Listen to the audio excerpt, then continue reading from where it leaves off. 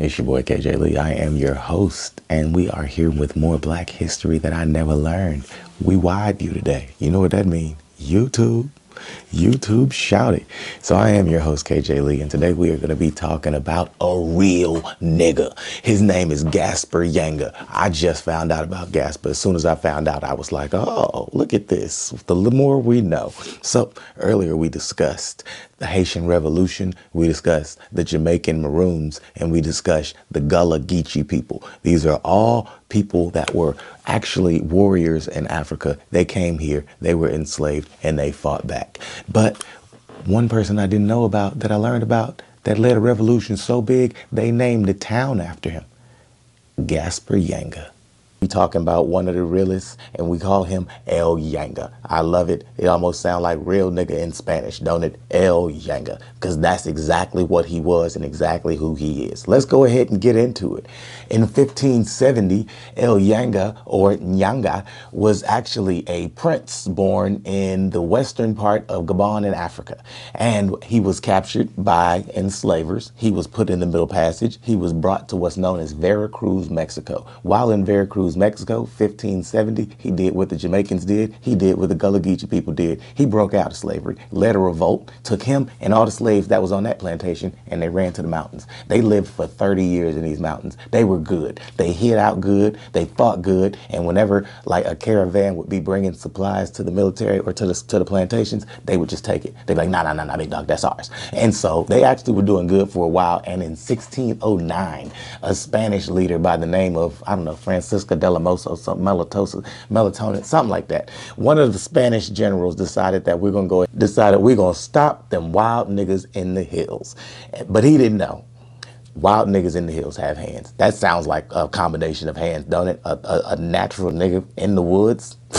Big dog, you don't even know. So they took 550 soldiers and they brought them up the mountain, and there was 100 fighters. So there's 550 Spanish versus 100 fighters. These fighters had a couple of firearms. They had bows, they had arrows, they had sticks, they had pencils, they had spit, everything you could use as a weapon, they had it. And guess what happened? They brought them soldiers up there and they said, all right, hold on. Before we fight, maybe we can discuss something. And they sat down and they were about to have a treaty. And they was like, you know what we can do is we won't take no more slaves. All right. We're not going to take no more slaves. And if slaves come, we're going to give them back. And they was like, nah, fuck that. I want to fight. Fight. And so for a while, they just fought. The 100 people held them off. And after taking a decent amount of casualties, that's when the French sat back and said, okay, relax. Now back and said, all right, now we'll talk. Of course, nobody want to talk till you got to put them hands on them. That's how it works in life sometimes. Sometimes you got to talk. Sometimes you got to pull your pants up and let a nigga talk with these. Advanced into the settlement and burned it. Yanga's people fled into surrounding highlands, and the Spaniards did not achieve a conclusive victory. They were unable to win indefinitely. They burnt down the village and the people went higher up the mountains. And in 1630, there was finally a proposal to let these people go and give them a town. They gave them a town called Yanga, and to this day, Yanga still is a town in Veracruz. The real reason that the Spanish did not want to let El Yanga and his people be free was because they were going to obviously have a safe haven for slaves and for black people to go and be safe and build a strong community. And they didn't like that. And so they fought and they burnt the village. Sounds familiar? And then the people ran up into the hills. They couldn't call it a conclusive victory. And guess what? El Yanga and his people survived. Eventually stuff cooled down. They realized we cannot catch them niggas.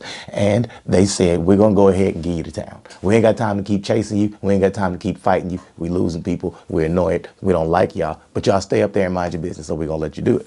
And that's why we don't know too much about the town of El Yanga, because apparently they kept to themselves. Much like the Jamaican Maroons and the Gullah Geechee people, they broke out of slavery. They set themselves free. They sat up top and they fought like real niggas. They actually won like Haiti. I just love the fact that no matter where you are in this whole situation of black history, niggas is fighting back. Stuff they never told us. Niggas is fighting back every day. Every day. This has been Black History I Never Learned. GASPAR YANGA. I am your host, KJ Lee.